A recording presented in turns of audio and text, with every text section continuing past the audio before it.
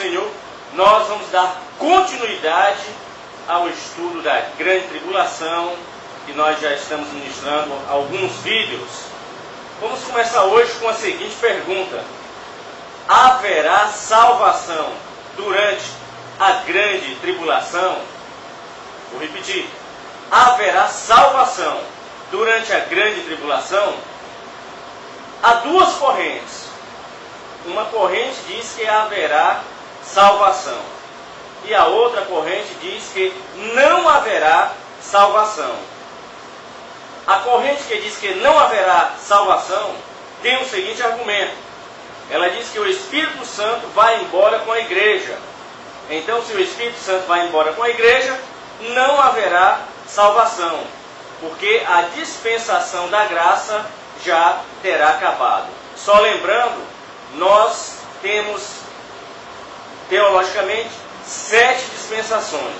A primeira dispensação da inocência com Adão, a segunda dispensação da consciência, quando Adão pecou e saiu do paraíso, a terceira dispensação do governo humano com Noé, a quarta dispensação, que é a patriarcal com Abraão, a quinta dispensação com a lei, Moisés, a sexta, a que nós estamos vivendo, a dispensação da graça, e a sétima dispensação, milênio, a dispensação milenial.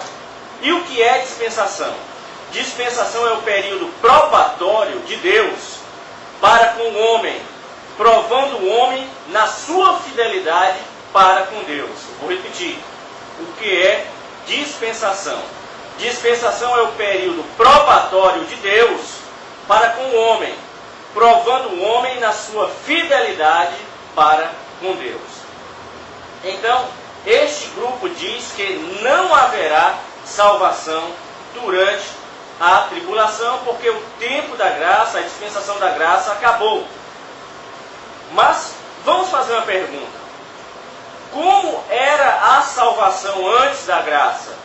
Porque se é alegado que acabando a graça não tem mais salvação, como é que era a salvação antes da graça?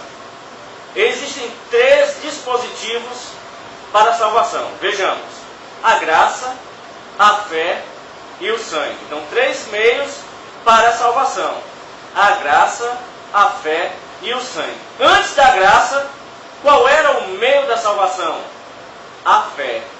Então, essa resposta, dizer que não haverá salvação após o fechamento da porta da graça, não dá para entender, porque antes da graça havia salvação, era pela fé.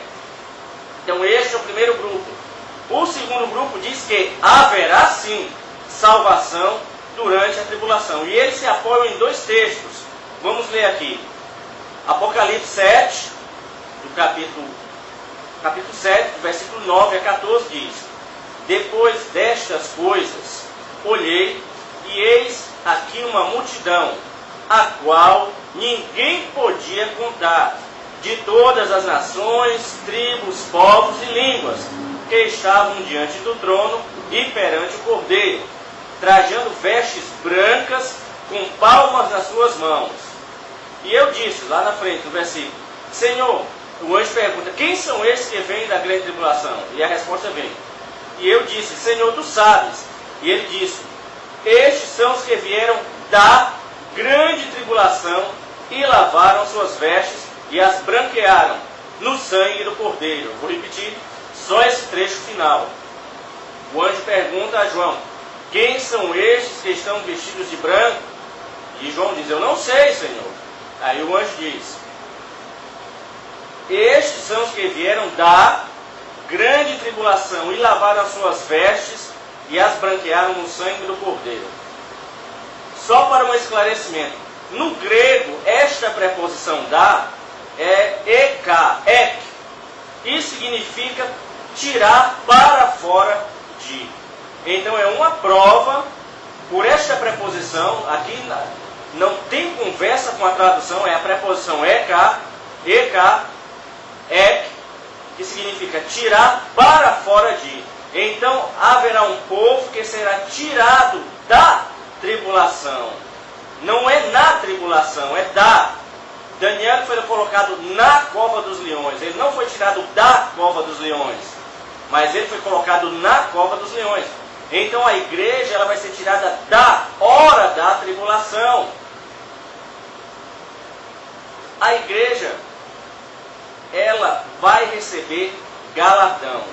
O galardão é exatamente por um serviço prestado ao Senhor.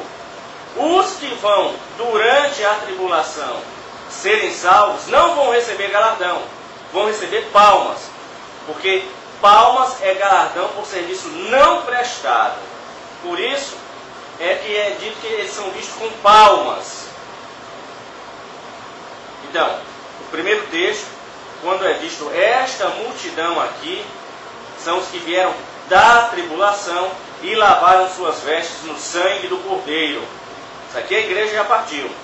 O segundo texto é Apocalipse 20, versículo 4, que diz: E vi tronos, e assentados sobre eles, e foi-lhes dado o poder de julgar.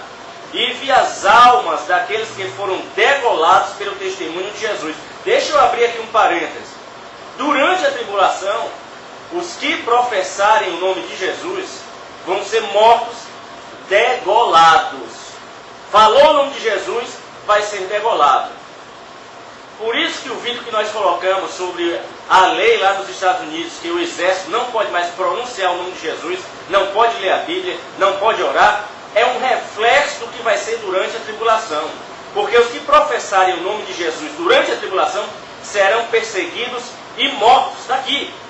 Apocalipse capítulo 20, versículo 4 diz: E vi tronos, e assentaram-se sobre eles, e foi-lhes dado o poder de julgar.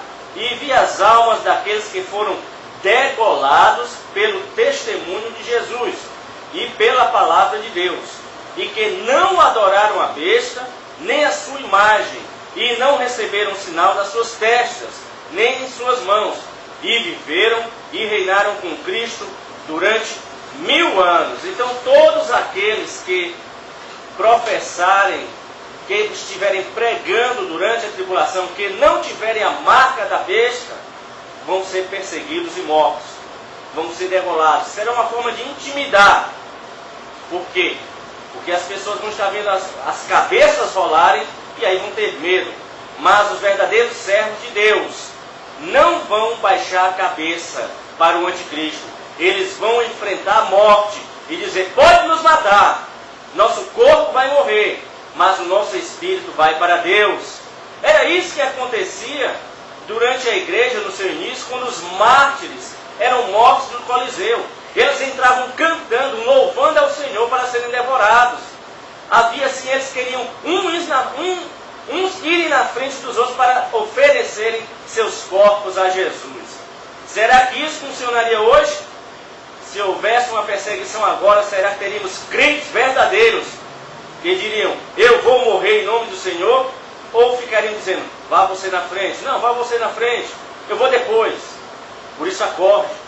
Os tempos estão dificílimos, como está escrito em Timóteo, trabalhosos. Veja essa lei agora dos Estados Unidos, veja a lei do aborto no Brasil, e virão outras leis se a igreja não acordar. Agora a igreja está dormindo como o hino nacional, dormindo em berço esplêndido. É preciso colocar os joelhos no chão, é preciso a igreja levantar a sua bandeira, agora, urgente, porque as leis estão começando a ser aprovadas. Quem ficar vivo verá o que vai acontecer. Então esses dois textos, eles afirmam categoricamente que haverá salvação. Talvez muitos destes crentes, na hora do arrebatamento, na hora H, vão estar pecando e vão ficar para trás. Talvez muitos que ficarem para trás, na hora H, quando não podiam se desviar, vão se desviar. Agora imagine a cena. O cidadão é servo de Deus, e na semana do arrebatamento, ele cai na tentação e entra no pecado. Na semana do arrebatamento. Veja que tragédia vai ser. A trombeta vai tocar e quem estiver em pecado vai ficar para trás.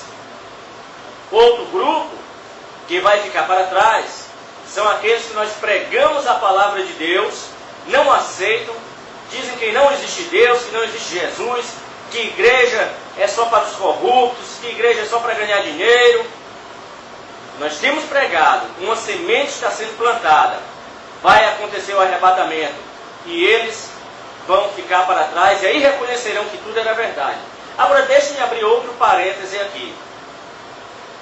Já está planejado, tanto no campo físico como espiritual, principalmente pelo projeto Clubim, temos vídeos falando do projeto Clubim, para colocarem nos céus do mundo inteiro visões de discos voadores.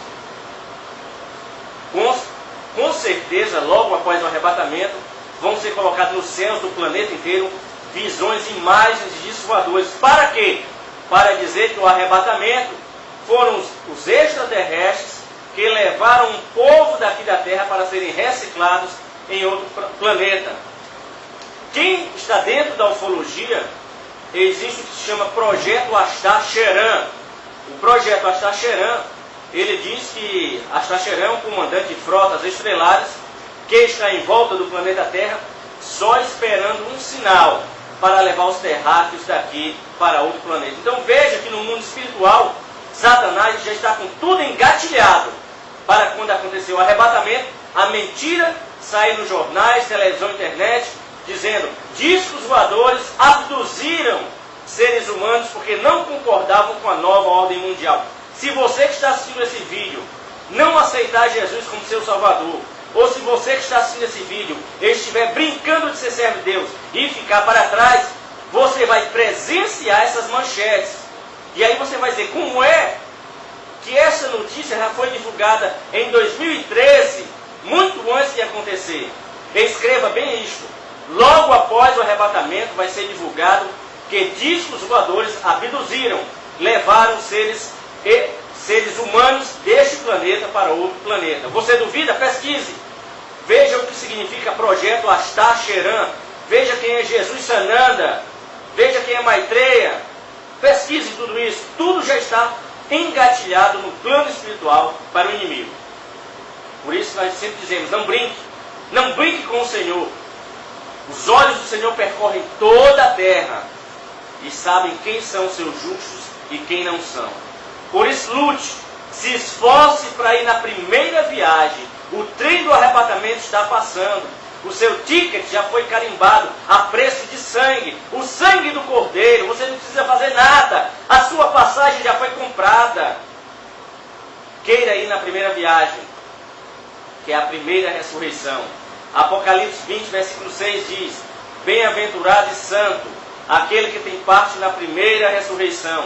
Sobre estes não tem poder a segunda morte. A segunda morte é para quem vai para o inferno. No capítulo 19 do Apocalipse, João viu o convite para a ceia do Senhor. No final da grande tribulação, virá então a última dispensação, que é o milênio. 1000 anos de paz na terra. Antes da implementação do reino milenial, Jesus mandará um anjo prender Satanás. Apocalipse 20, versículo 1 e 2, está dito: e vi descer do céu um anjo que tinha a chave do abismo e uma grande cadeia na sua mão. Ele prendeu o dragão, a antiga serpente, que é o diabo e Satanás, e amarrou por 1000 anos. Agora se imagine, um anjo só vai dizer, vamos prefigurar aqui, Satanás, entra aí nesta cadeia. E ele, como é incrédulo, dizendo, vou entrar, o quê, rapaz? Entra logo! E ele vai ser aprisionado por 1000 anos. Mas, como será a segunda vinda do Senhor? Segunda vinda, não é arrebatamento. A segunda vinda de Jesus para implementar o governo milenial. Vamos ver aqui alguns textos, tantos proféticos dos profetas. Começar por Apocalipse. Capítulo 1, versículo 7 diz: eis que vem com as nuvens, e todo olho o verá, até os mesmos que o traspassaram, e todas as tribos se lamentarão sobre ele. Sim, amém. Quando Jesus vier com sua igreja, cumprir-se-á esse versículo sobre a segunda vinda. Agora vamos situar o cenário para a segunda vinda de Jesus. Zacarias 14, 9 diz: e o Senhor será rei sobre toda a terra. Naquele dia um será o Senhor e um será o seu nome. O anticristo, durante a batalha do Armagedon, que nem vai acontecer, ele vai cercar toda Jerusalém. Vai juntar os exércitos do mundo, a grande maioria dos exércitos do mundo vão se reunir ali no vale de Meguido, Jezreel, que é o vale do Armagedon, para destruir Israel. Se Jesus não voltasse neste momento, a profecia sobre a sua segunda vinda não se cumpriria. Por quê? Porque os judeus seriam destruídos. Anote aí, Zacarias capítulo 14, para você ver como vai ser essa segunda vinda. Temos essa que todo olho verá. Os escatologistas, lembrei agora, dizem o seguinte: por que todo olho verá? O mundo vai estar literalmente em trevas. Esse planeta, como está escrito lá em Isaías, ele vai cambalear como um ébrio, vai sair da sua órbita, as estrelas não brilharão, o sol não brilhará, o planeta Terra estará mergulhado em puras trevas. Jesus trouxe luz para o mundo, o anticristo vai trazer trevas. Quando o Senhor vier na sua glória com a sua igreja, haverá um brilho muito grande da sua glória. Por isso que diz, e todo olho verá, porque vai ser a glória muito grande. Em todo o planeta, a escuridão vai estar abrangendo, mas quando aparecer a glória do Senhor, todo olho verá. E os judeus que estão esperando o Messias dele, que vai ser o anticristo, neste momento aqui vão chorar, como quem chora por um filho, porque eles vão reconhecer que aquele que eles traspassaram era o seu Senhor, Jesus Cristo de Nazaré. Zacarias capítulo 14, a partir do versículo 4, diz o seguinte: e naquele dia estarão seus pés sobre o monte das oliveiras. De onde Jesus subiu, ele vai descer também, na segunda vinda. Diante, sobre os pés no monte das oliveiras, que está defronte de Jerusalém para o oriente. E o monte das oliveiras será fendido pelo meio, para o oriente e para o ocidente. E haverá um vale muito grande, e metade do monte se apartará para o norte, e a outra metade para o sul. Só nesse contexto aqui tem várias profecias, e vários fatos que nós estamos vivendo hoje. Quando Jesus descer com seus pés no Monte das Oliveiras, vai haver um grande terremoto. Vai fender, vai abrir uma grande vala. E os judeus vão escapar por essa vala. Agora deixe-me lembrar aqui algo maravilhoso. Na época do rei Saladino, ele mandou lacrar hoje uma porta que se chama Porta Dourada lá em Israel, que era uma das entradas para a cidade. Então este rei Saladino, um rei árabe, mandou lacrar esta porta e pintou de dourada, porque ele sabe da profecia que um sumo sacerdote judeu vai adentrar por aquela porta. E ele mandou construir um cemitério logo após a porta. Por quê? Porque um judeu ele não se contamina em um cemitério com mortos. Em um cemitério ele não se contamina porque há mortos lá. Quando houver este terremoto, isso aqui não está na Bíblia, é a lógica da ciência, a lógica da escatologia. Quando houver este terremoto, vai varrer todo o cemitério que está lá e vai abrir a porta dourada. Nós já fizemos um vídeo mostrando isso. Vai abrir a porta dourada e vai limpar todo o terreno. Aí o sumo sacerdote vai poder entrar. E aí vai se cumprir a profecia. Saladino nem imaginou que ele estava cooperando com a profecia da vinda de Jesus durante o milênio. Dê glória a Deus por isso. Mas queira você estar com a igreja que virá com o Senhor. Então, continuando em Zacarias, continua a profecia.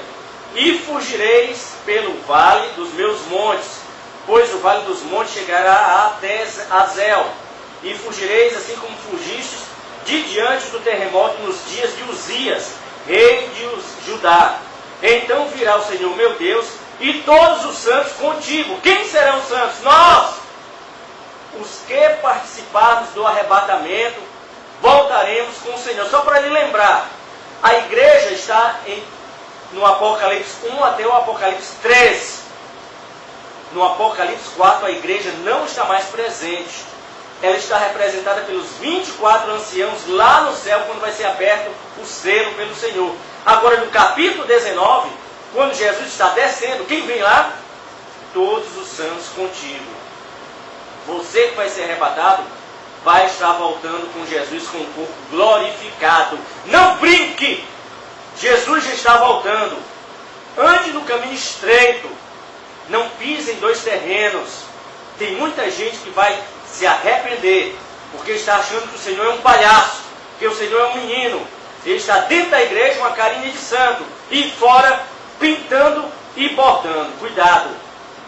Senão você vai contemplar a face do anticristo, vai contemplar a face do falso profeta. Continuando, Zacarias 14, versículo 6. E acontecerá naquele dia que não haverá preciosa luz, nem espessa escuridão, mas será um dia conhecido do Senhor.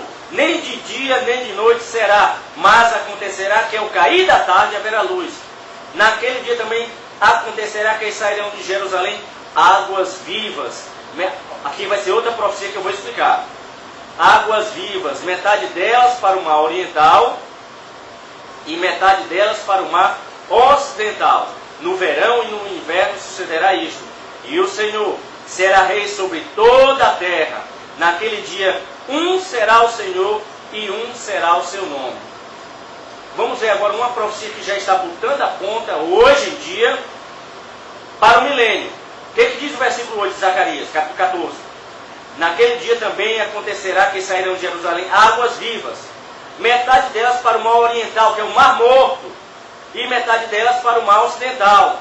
O que nós estamos vendo? Fizemos um vídeo sobre isso, aproveitamos o pastor Juan Ribe Palharim, e fizemos também um vídeo, colocamos a filmagem dele, os buracos do Mar Morto, os bolais do Mar Morto, que estão a cada ano em torno de 150 a 200 buracos estão aparecendo ali no Mar Morto com água potável. E em Jerusalém, o ano atrasado, ou foi 2011 ou 2012, descobriram em uma escavação um grande rio que está passando por debaixo de Jerusalém. Agora entenda que profecia maravilhosa é esta aqui. Quando o Senhor descer no Monte das Oliveiras, que houver este terremoto, vai abrir uma vala muito grande que vai fender este rio que está lá embaixo de Jerusalém, vai abrir passagem para ele adentrar no mar oriental, que é o Mar Morto.